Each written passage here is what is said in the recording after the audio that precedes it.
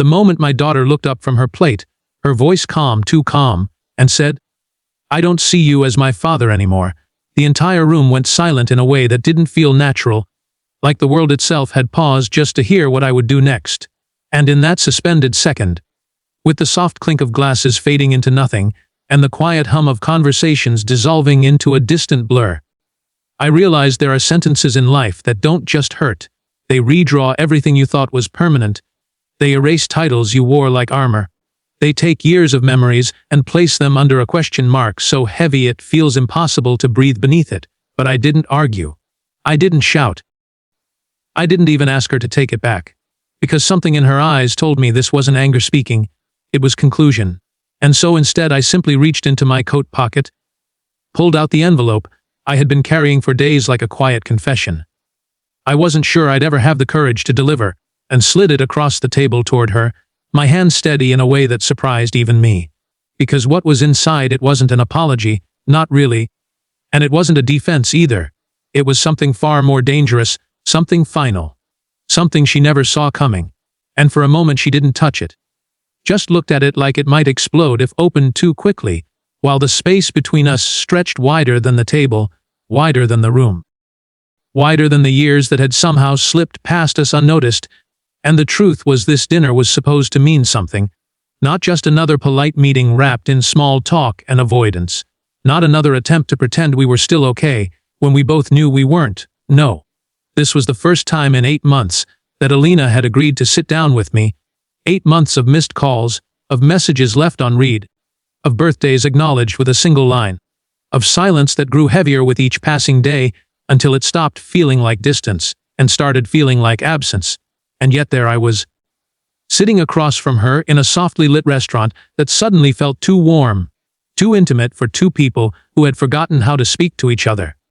Watching her stir her drink without taking a sip, as if even that small act required more engagement than she was willing to give. And she looked the same and yet completely different.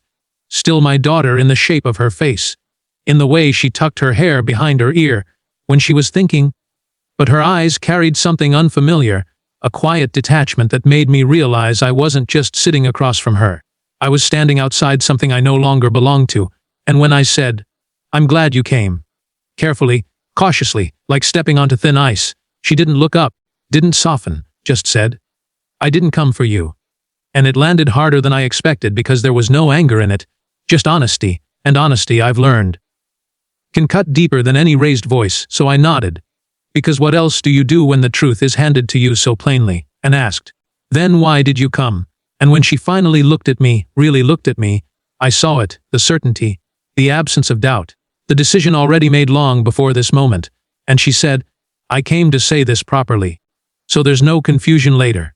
And my fingers tightened slightly around my glass, not enough to show, just enough to remind me I was still there, still present, still trying. And then she said it again, the sentence that seemed to echo even in silence. "I don't see you as my father anymore." And it didn't come with tears or hesitation. It came like a signature at the bottom of a document already finalized. And everything else disappeared. The noise, the movement, the world shrinking down to just her words, and the space they created between us. And I searched her face. Not for forgiveness, not even for softness, just for doubt. For something that suggested this wasn't permanent.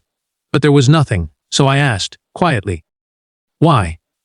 Even though a part of me already knew the answer, and she exhaled like someone finally releasing something they had been holding for years and said, "Because a father shows up, a father protects, a father doesn't disappear when things get hard." And each word felt deserved and undeserved at the same time.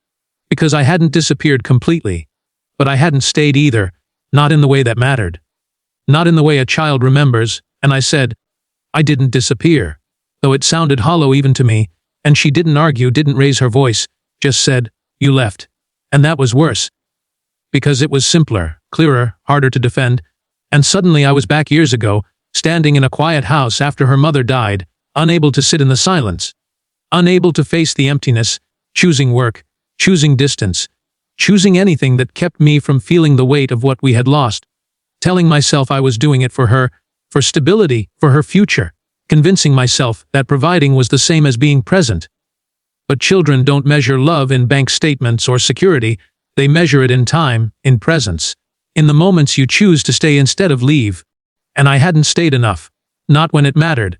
So when I said, I thought I was doing the right thing, it sounded like every excuse I had ever made, and she let out a quiet, humorless laugh and said, You always thought that.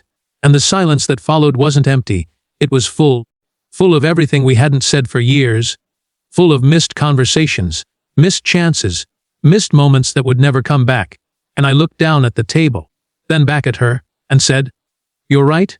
And that shifted something, just slightly, because she hadn't expected that, hadn't expected me to agree, to accept, to not fight for the version of myself I had always defended. And I told her I missed things, important things.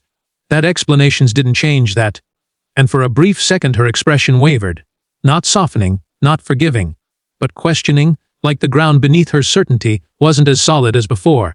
But she steadied herself quickly and said, An apology doesn't fix years of absence.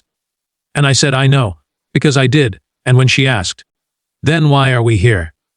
I finally reached for the envelope, the one thing I had left to say without words, and placed it between us. And when she opened it and saw the documents, saw the house transferred into her name, the savings, the investments, everything I had built over the years, everything I had once told myself justified my absence, her composure cracked just slightly, confusion replacing certainty.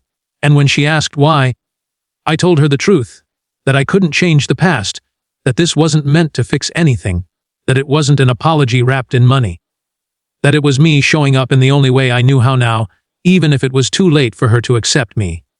And when she asked if I was just walking away, I told her I was respecting what she said, that I wouldn't force myself into a role she no longer believed I deserved, but that didn't change how I saw her, that she was still my daughter, that some things don't disappear even when they break. And I stood up, left money on the table, told her to take care of herself, and walked away because some moments you don't get to fix, only leave with whatever dignity you have left. And I had almost reached the door when I heard it, Dad. And it stopped me in a way nothing else could, not because it promised forgiveness, not because it erased what she said, but because it proved something still existed, something not entirely gone. And when I turned back and saw her standing there, uncertainty replacing certainty, the envelope still in her hand like a weight she hadn't expected to carry, and she said, I didn't say you could go yet.